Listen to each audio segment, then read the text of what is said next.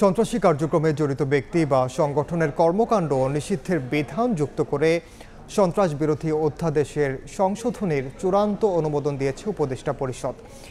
এর ফলে সন্ত্রাসী কার্যকলাপে জড়িত রাজনৈতিক দলসহ যে কোনো ব্যক্তি ও প্রতিষ্ঠানের কার্যক্রম এখন থেকে এই আইনের আওতায় নিষিদ্ধ করা যাবে।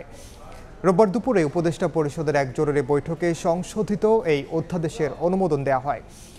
রাষ্ট্রীয় অতিথি ভবন যমুনায় প্রধান উপদেষ্টার সভাপতিত্বে বৈঠকে অংশ নেন উপদেষ্টা।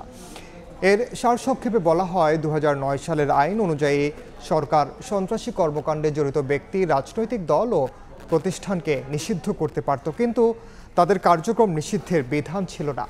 একই সঙ্গে সংশোধিত অধ্যাদেশে এসব কার্যক্রম অনলাইন, সামাজিক যোগাযোগ মাধ্যমে প্রচার নিষিদ্ধ করার বিধানও যুক্ত করা হয়েছে।